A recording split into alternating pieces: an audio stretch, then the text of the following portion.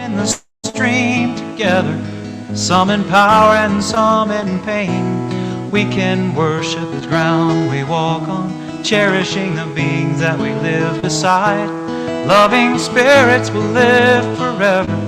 We're all swimming to the other side. I am alone and I am searching, hungering for answers in my time. I am balanced at the brink of wisdom. I'm impatient to receive a sign. I move forward with my senses open.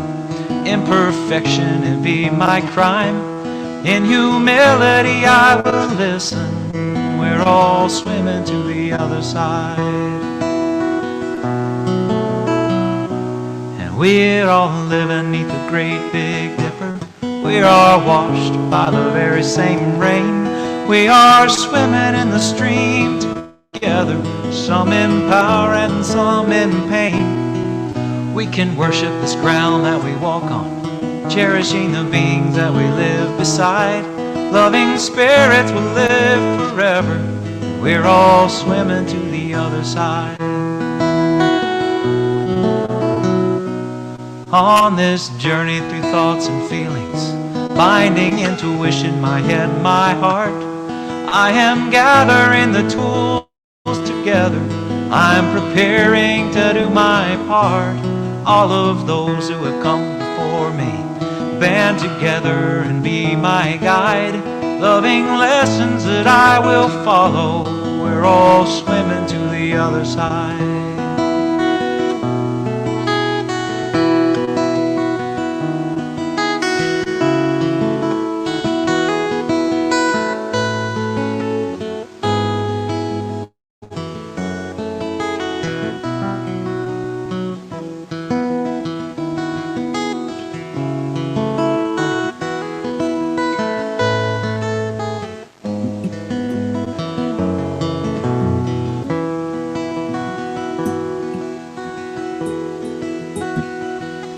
When we get there, we'll discover all of the gifts we've been given to share have been with us since life's beginning, and we never noticed they were there.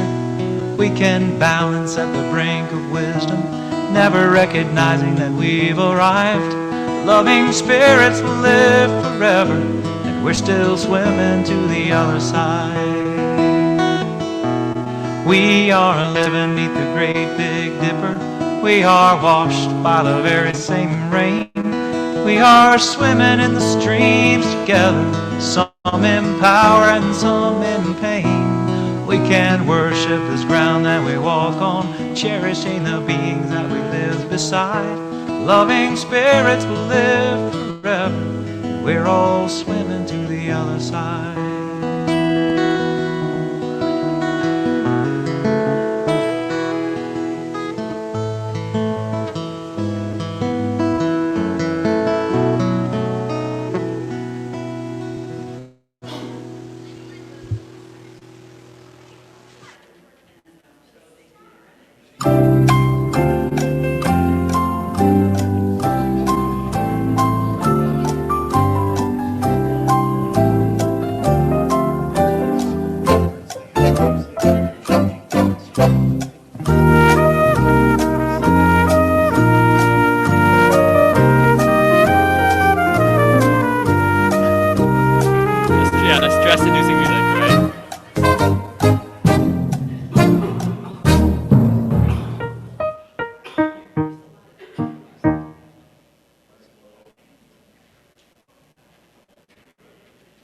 Good? Here we go. Whoever you are, we welcome you. Wherever you come from, we welcome you. Whoever you are, we welcome you.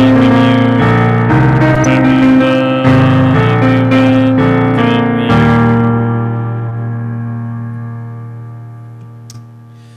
Good morning, everyone. Thank you, Megan. I'm Tom Edge, and I will be presenting service today. Tina Jones and Steve Israel are providing technical assistance, and Ted Goldman is our musical director. service is going to use a format we are calling Service Light, which means fewer readings and more emphasis on discussing a specific topic. Usually there'll be a brief presentation about the topic prior to discussion. We will still light the chalice, sing some songs together, and of course have time for joys and concerns.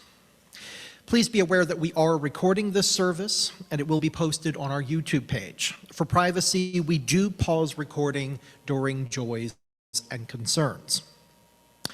Please remember, if you've not done so already, to please put your phones on Do Not Disturb mode. Thank you. Also, at the end of the service, after we extinguish the chalice, we will have time for announcements.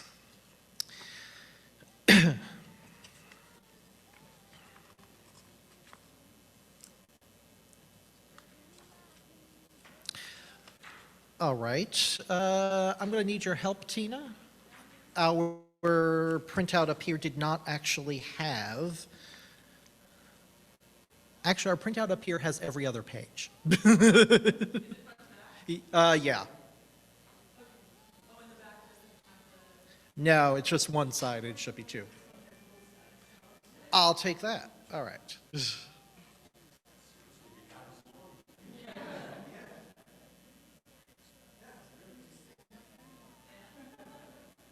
Live theater, everyone.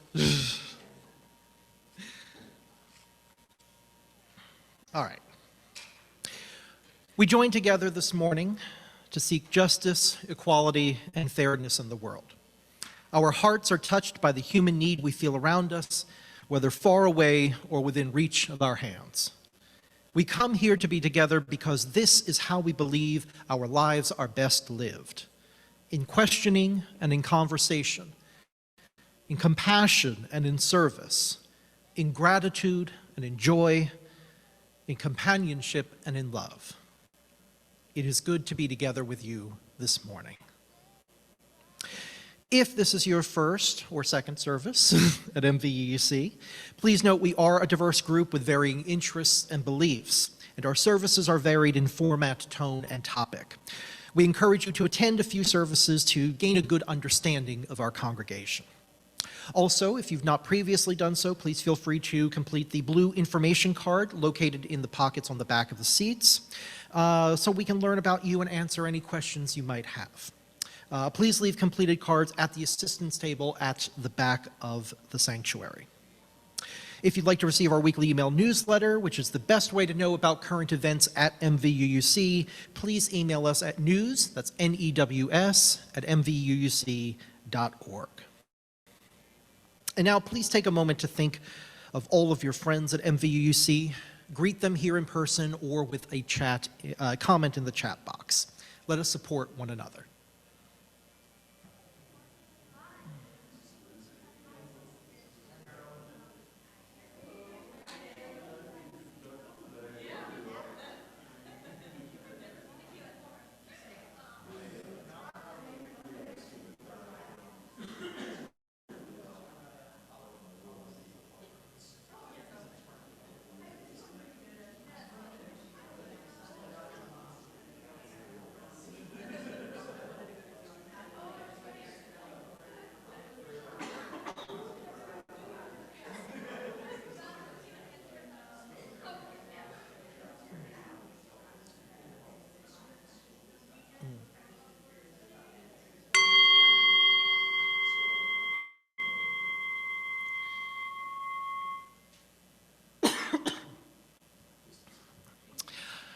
The chalice will be lit today by Bob Rex. Please join me in reading these words by Dr. Melanie Davis for the lighting of the chalice. They appear as a comment in the chat box. If ever there were a time for a candle in the darkness, this would be it. Using a spark of hope, kindle the flame of love, ignite the light of peace, and feed the flame of justice. And now for our first musical selection, I will hand things over to Ted. This is a song I always associate with The Lion King. I don't know if it was actually written for The Lion King. Does anybody know? Was it written for The Lion King? Yeah, anyway, so there you go. There's the association. If you just know the chorus, sing along with the chorus. Otherwise, feel free. Tina, I don't know how many verses we have. I printed out a couple, but I think maybe we only have one. That's fine. I think I only sent you one. So we'll just do one then. That works. So one time through, that means you got to make your chorus count.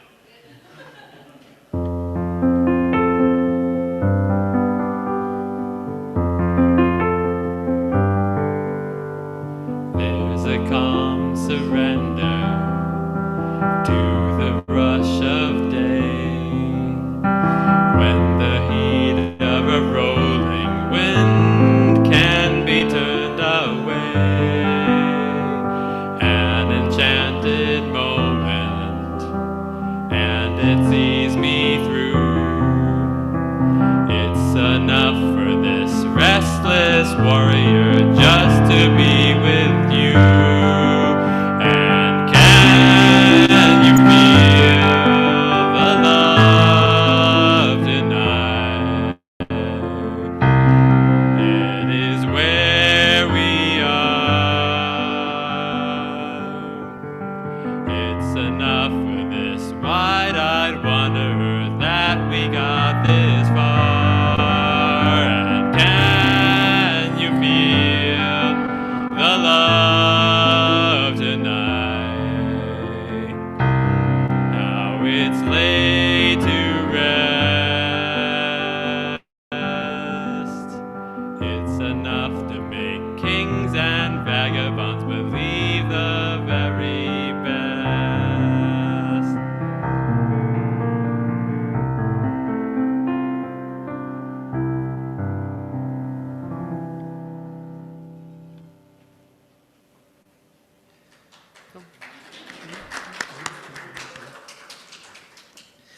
See, now you're making me feel old. 'Cause aside from seeing that in the movie theater, I saw the original Broadway production of The Lion King, and it's wonderful to be sitting in an orchestra seat, and suddenly there's a giant puppet elephant coming down the aisle right next to you, and I realized we forgot to sing our kids out. So let's just do that real quick and then we'll Go keep for going. it. Go now in peace, go now in peace. May the spirit of love surround you everywhere, everywhere you may go.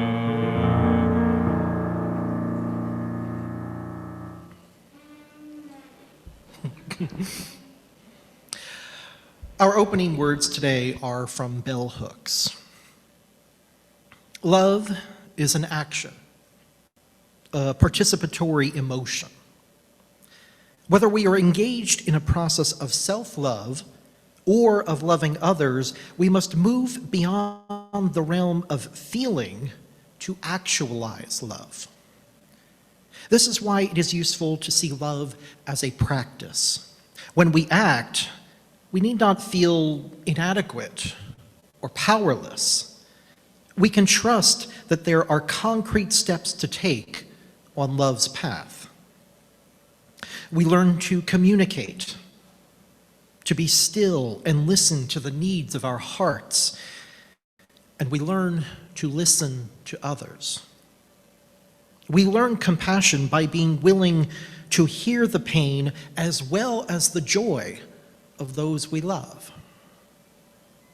The path to love is not arduous or hidden, but we must choose to take the first step.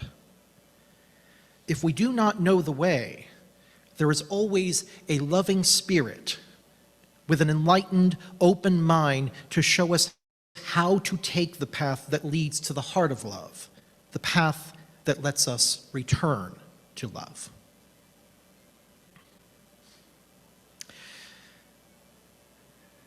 As an undergraduate student, I participated in the Rite of Christian Initiation for Adults, or RCIA. This is the formal adult process for joining the Catholic Church and participating in the sacraments. My spiritual advisor through that process was Father Ronald Stanley, who then worked with the Catholic Center at Rutgers University. Father Ron was passionate about issues of economic inequality and a firm believer in the need for Catholics to actively address the needs of people living in poverty. He regularly invoked the words of St. Teresa of Calcutta and loved to share the advice she once offered to school children in the Bronx when they asked her how to lead a good life. She said, raising her hand and emphasizing one finger at a time, "Put your love into action." Every spring break, Father Ron led a service mission to the Dominican Republic, working with college students to build houses. And in his sermons, he loved to do exercises that visualized the economic inequality between the United States and much of the rest of the world. Through Father Ron, I truly saw the best of what the Catholic Church had to offer. And he also showed me the worst. Father Ron believed that same-sex attraction was a mental or genetic abnormality, since it went against the so-called natural urge to reproduce. He believed that women should not be ordained, even as he described God as, quote, "Father and Mother to us all" in every service he led. He ignored or downplayed an accusation of sexual assault against a young man connected to the Catholic Center simply because he found it to be inconsistent with the character he showed by helping to conduct Sunday services. Over the years, I have thought extensively about that part of my spiritual journey. More than anything, it forced me to think for myself about what I want to get out of my faith and how I wish to live that faith in my everyday life. In doing so, I keep coming back to those words that Father Ron shared. Put your love into action. Every time I mold them in my mind, I think about how they ultimately pushed me out of the Catholic Church and right here into MVUUC. I was drawn to Father Ron's vision of justice in some areas, but found that the church limited our idea of what love can entail and whom it should embrace. In its best moments, the church offered great examples of love as an inclusive and expansive term. In its worst, it misused the word love to hide its disdain for those who did not fit into a very limited view of morality, while ignoring the role it played in perpetuating inequalities for women, for people of color, and for queer folk. During its recent General Assembly, the UUA took up the question of whether to modify the existing principles that guide our faith, something we have discussed extensively over the last month.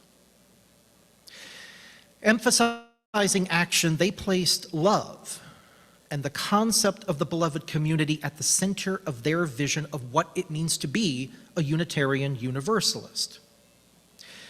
This is part of a much wider effort to encourage UUs to do what Bell Hooks told us in our opening words today, to see love as a participatory emotion.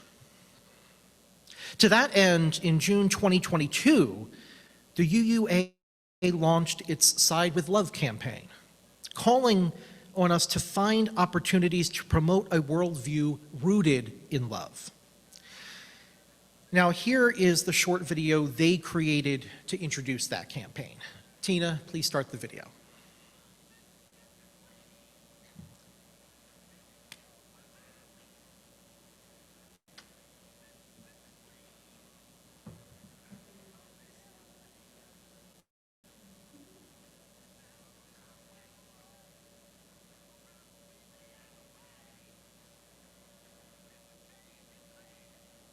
As Unitarian Universalists, our faith demands that we put our values into practice. We know that both our people and our planet are sacred. We know the beloved community is not complete without the sacred presence of everyone. every gender, every sexuality, every voice, everybody is invited to side with love. Side with Love is the hub for all of our outfacing justice work of our association. No matter who you are or where you are, there is a place for you to side with love. You can put your faith into action through one of our signature campaigns, You the Vote, Create Climate Justice, Uplift, and Love Resists. We invite Unitarian Universalists to develop their leadership and organizing skills, deepen their political and spiritual grounding, and take meaningful action in solidarity with our partners to build a world in which all of our communities are free and thriving. Though the questions may change, how to achieve climate justice, who to elect, our response remains the same: side with love. When our electoral process was under attack in 2020 and 2021, UUs made more than 3 million contacts to turn people out to the polls, talk about our values, and defend our democracy. When our partners asked us to show up in solidarity to stop Line 3, hundreds of UUs participated in direct action and public witness from the Northwoods of Minnesota to the streets of Washington, D.C. When Texas, Alabama, and Florida passed legislation attacking LGBTQ people, UU showed up in force online and in their own communities to speak up to protect our siblings and to fight for trans and queer lives. When the president broke his promises about expanding immigrant detention, UUs showed up for distributed actions across the country, demanding the immediate closure of all detention centers. To side with love means to put our values into action. And no matter who you are, or what your skills or your passions, there is a role for you. Whether it is joining one of our volunteer squads, participating in our organizing school, coming to one of our skill ups, joining one of our monthly community of praxis meetings, or taking action through our action center and joining us to learn together about the issues through our political education webinars. Everyone has a place in our shared work for justice. There are many ways for you and your congregation to side with love. We need all of us, including you, to be a part of our shared work for justice and liberation. Get started right now by texting LOVE to 866-533-1494.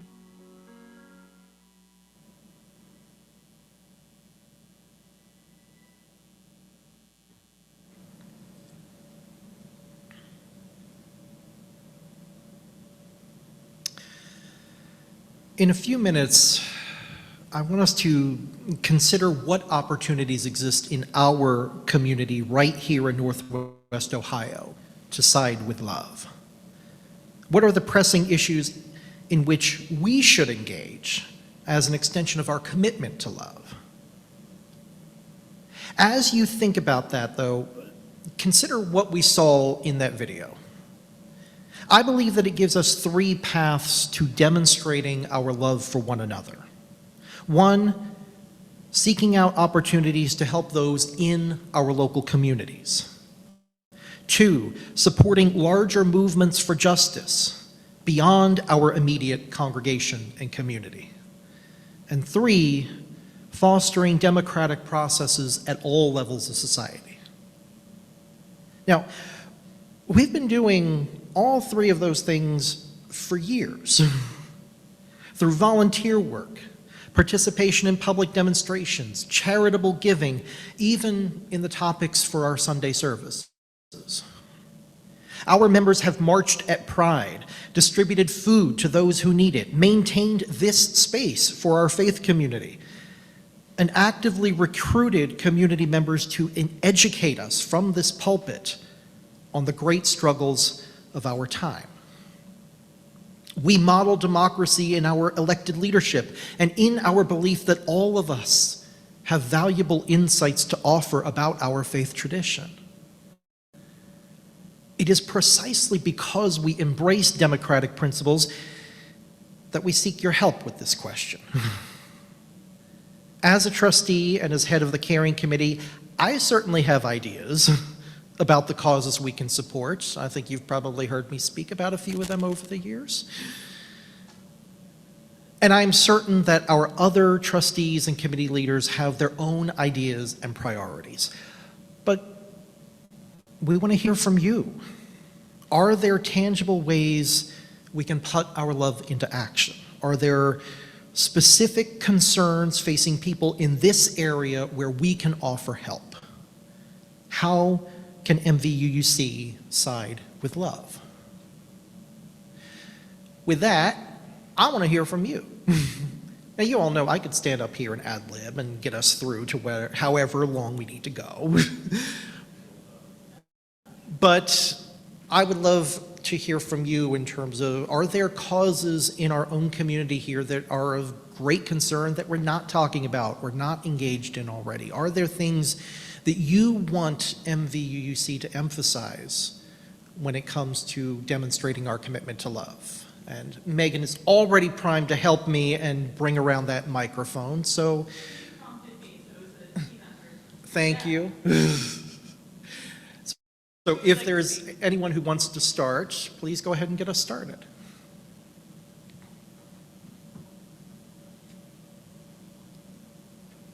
Anybody familiar with any organizations in this area that you feel fit what Tom is talking about?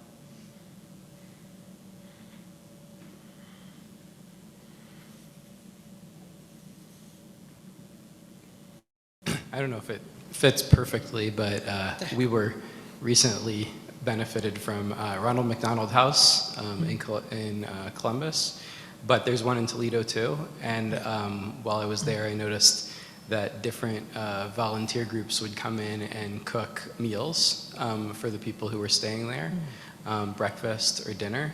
And so that is an opportunity that we could think about getting involved in.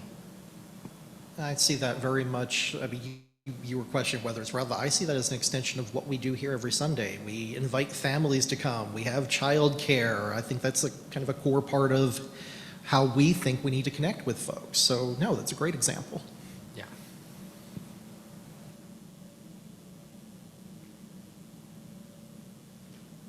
Anyone else? Bob. Well, I think when we give food for the brown bag, that's helping people. We just don't realize there's lots of people that depend on that, that just don't have the means to feed their family and so forth, and it really helps out, I think, so. Yeah. Prior to COVID-19, Wood County had roughly 15% of families in Wood County were considered food insecure. And I think so many people, when they think about food insecurity or when they think about food deserts, they associate that primarily with urban areas. But food deserts are measured by how far you are from areas where you can readily buy food. And there's large stretches of this county where you're not getting to that within a couple of miles of where you live. That if, heaven forbid, you're relying on public transportation to get there, or if you need someone to give you a ride to a different town to get it, no. Food is a huge issue right here in Wood County and, of course, throughout Northwest Ohio. I would add, of course, Amy Jo Holland has been doing incredible work with the Brown Bag Project here in town. For those who don't know, she also very recently lost her father. So I think now would actually be an incredible time to reach out and show support to her and to the project as a whole. And that's not the only charity doing that work. We can think on campus. We've developed several food pantries because a lot of students are food insecure. Something that existed before COVID-19, but that COVID-19 really helped bring to the forefront to make us realize how much a lot of our BGSU students are struggling. And I remember one year where we actually went up when Laura Schaefer was still in the congregation. We went up to help with putting meals together in Toledo and distributing them at the bus stops up there. And there were a lot of very happy and grateful families that we helped out that day. So not just thinking how we can collect food and get out, but also that more direct form of service. Tina had one first, and then we'll come back. Okay, it's not mine. I'm sharing on behalf of Lisa Price. Thank you. And she mentioned the Cocoon Women's Shelter in BG. I don't know anything else about it, but it looks like some of you have heard of it. The Cocoon is the only domestic violence shelter in Wood County. So that's covering a lot of ground. They, I think it was about 5 years ago, they moved into a newer facility that gave them a chance to expand their reach, but of course they're always looking for supplies, especially as they help victims of domestic abuse and their families try to transition into their own homes, into safer conditions. So their website includes lists of things that people can donate. Of course, when in doubt, gift cards go a long way, and let them either pass them on to people and to get what they need, or let them just buy the necessities themselves, while also taking up a lot less space, which is quite limited for them still. Yeah, I was going to say they've also been connected with things like, God, the name just slipped my head, was the Silent Witness Project. Again, I haven't heard as much about that since COVID hit, but for a number of years it was done here to raise awareness of the victims of domestic violence in our own backyard. And every year they would do a very public ceremony at BGSU where they had cutouts representing the victims here over the last few years with their names and talking about their stories. It was always a very powerful moment to see that these are real people who live among us. And you know, Cocoon, the work that they do is grueling. You know, think about what goes into helping folks through those experiences day in and day out. And if there's any way that we can help them, obviously that would be a wonderful suggestion. So thank you, Lisa. Kevin first, and then we'll come back. Yeah, so it's sort of related to what some of these are about already, but the public school system here is regularly asking for donations of specific items for children who show up at school without the basic things they need: jackets, hats, snacks, like all sorts of things. So there's usually something published in like BG Independent or one of the other local news about that during the school year of the list of different needs that they have there. And I guess another one, they talked about climate justice in the video. We had Bob Phelps come speak a little while ago about Citizens Climate Lobby.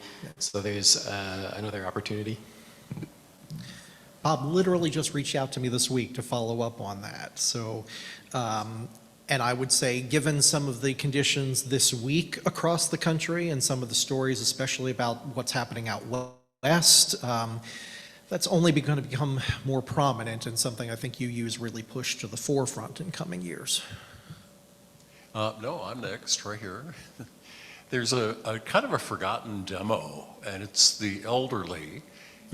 Every time I visit a nursing facility or a retirement home, I'm always amazed at how many people would just love to have someone stop by for a chat. They seem to be unattended. The only person they see is the guy or gal dispensing pills a couple times a day.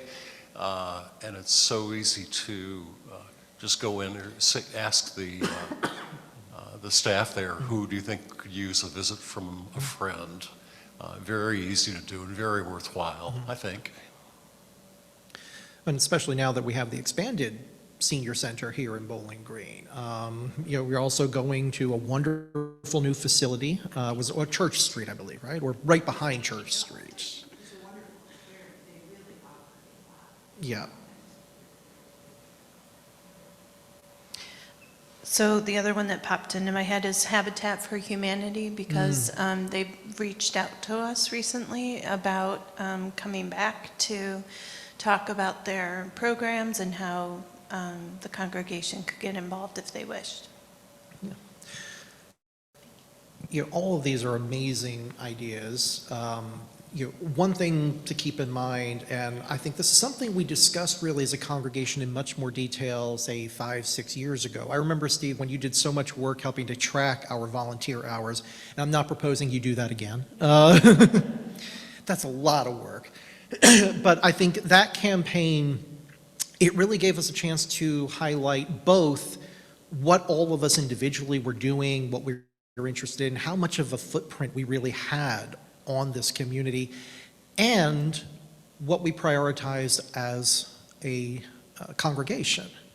That some of us may have been involved in things that MVUUC was not, but once you put it all together, it was incredible to see what we were accomplishing in BG and in Northwest Ohio at large. And I found it really a point of pride to see that, when you set that 1,000 hours, we just blew right by that.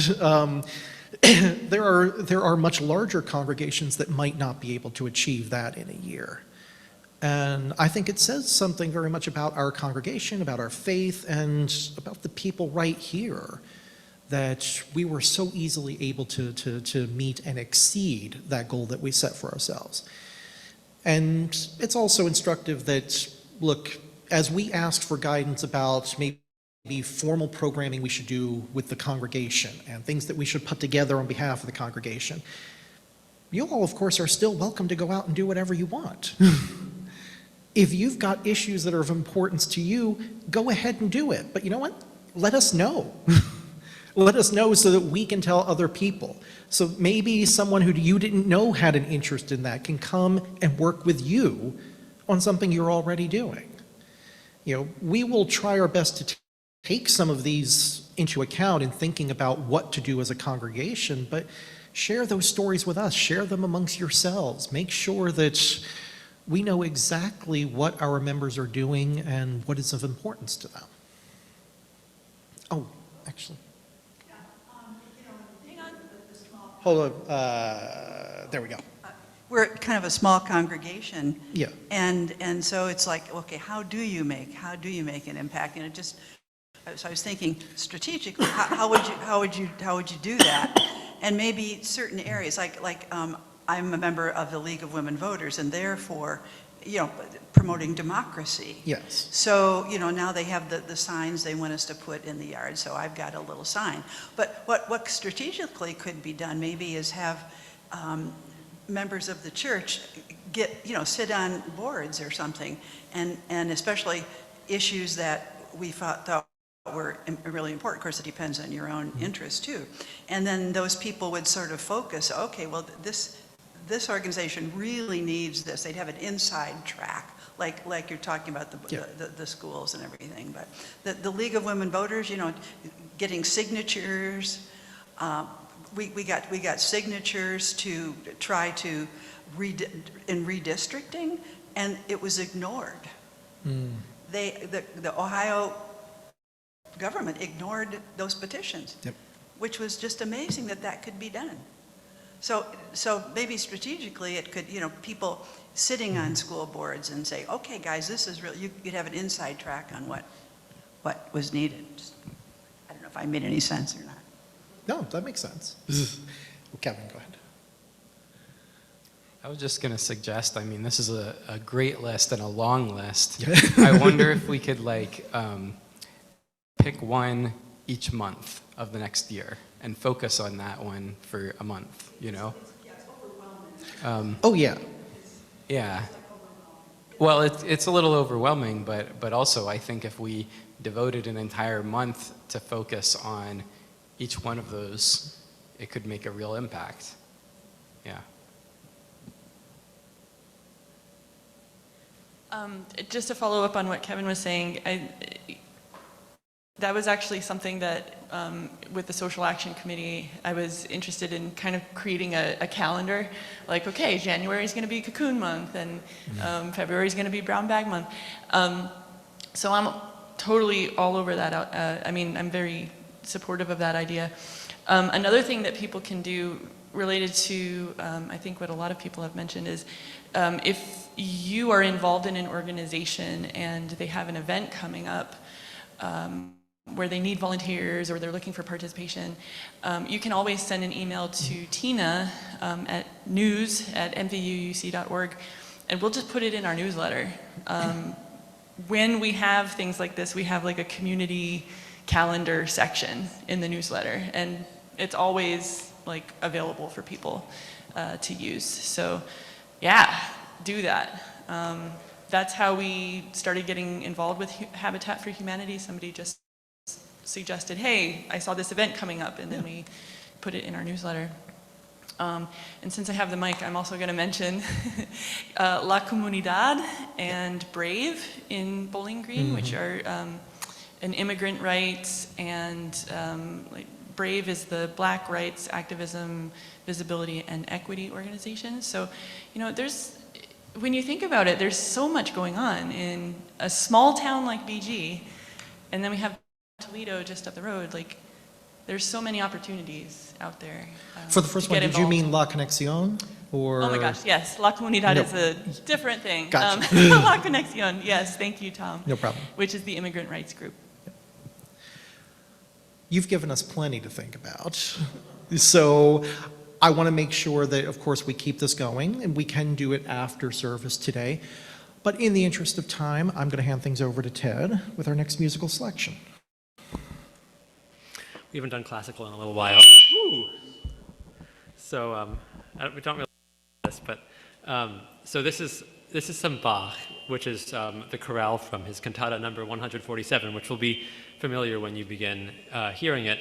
But I'll just mention that because a chorale is for a group of voices and this is for piano, I'm playing an arrangement by Myra Hess, who is a wonderful pianist of a couple generations ago.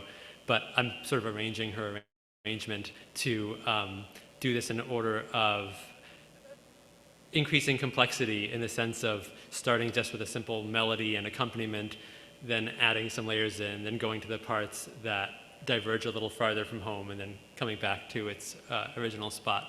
You can see I like to cross things out and write things in, because as a composer more than a pianist, I see music and I think it could go this other way instead, and so I'll just play it that way. It's mostly Bach with a couple of little arrangements.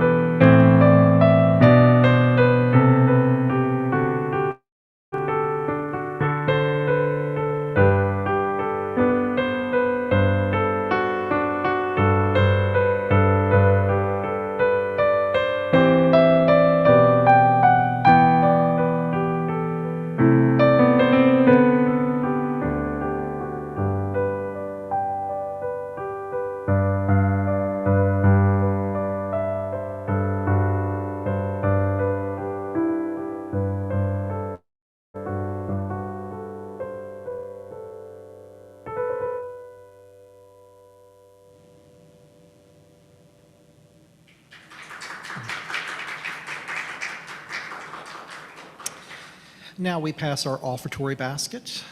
Visitors, we welcome you to donate cash or via our PayPal link using the QR code in the slide.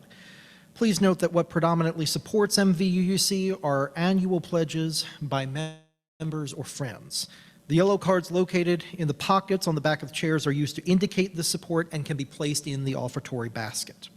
We encourage anyone that believes in our mission to consider becoming a member and to pledge support. Please email news, that's NEWS, at MVUUC.org if you're interested in learning about the benefits of being a member and how to pledge.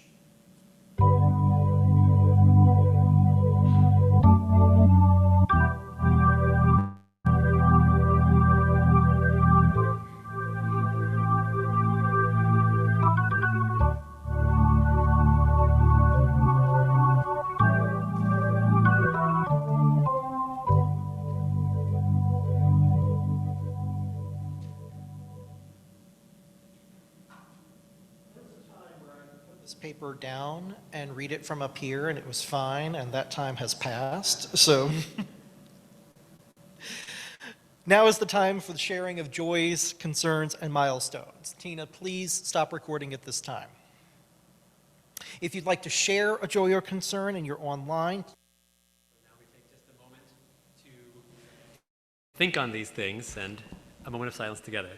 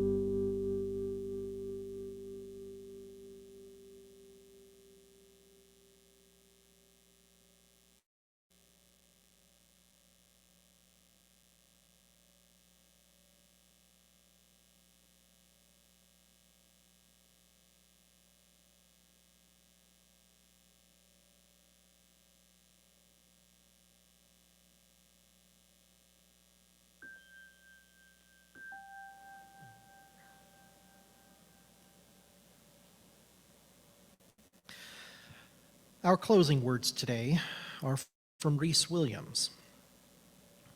Spirit of life, come to us to break down barriers, to widen horizons, to make us less judgmental. Help us to see the larger picture and the kinder conclusion, to love and let live, to embrace and forgive, to sustain and care. Help us to reach out to our better selves that we may love more and hate less, care more and reject less, that bound together by understanding, we may sustain each other through trial and tribulation, through joy and happiness, through sickness and health. Help us to be joined in a common purpose of hope and fulfillment. Renew and revive us. We seek a common holy ground for one and all. Amen. Please join me in reading the words from the Reverend Krista Taves for extinguishing our chalice that can be found in the order of service or in the Zoom chat box. It is our work, shared with each other in covenant, that creates and sustains this beloved community. We extinguish this chalice, but its light lives on in the directions we have chosen today. The light of this faith lives on in us, together, in our hearts, minds, bodies, and spirits. Amen, and blessed be. Now is the time for announcements other than take food. Do we have any announcements for today? All right, Megan, come on, come on. That's all right, it's not 12 yet.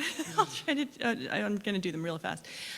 Book club is Tuesday night. We're going to keep reading our selection, which is South to America. How did I forget? Okay, next. Pride, Toledo Pride is on August 19th, Saturday, August 19th. So if anybody wants to be involved, please contact me. And if we get enough folks, then we can march in the parade or have a table or both. And finally, next week's service, so July 23rd, is also going to be about love, but it's going to be about how love holds all of the new principles together. And what I'm envisioning for next week's service, and this service today has, I think, laid the groundwork very well, rather than talking about love, I wanted to see if we could tap into the creativity of our congregation. And so I'm going to be making a lot of like art project materials available. And I wanted to see if people could show what comes to mind when they think of love. So I brought a bunch of magazines to church today, and if you have magazines at home that you're not doing anything with, bring them next week, and we can use them as part of the art project. But I'm going to be bringing like lots of RE stuff into the situation. So you have that to look forward to next week. All right, thanks. Anything online, Tina? Okay. After the closing song, we invite everyone to stay in person for coffee hour. And our closing song today is hymn number 131, Love Will Guide Us. I don't know how familiar this one is, so I'll just play it through once. It's very short. So I'll do it once through, and then we can sing the verse that we've got up there.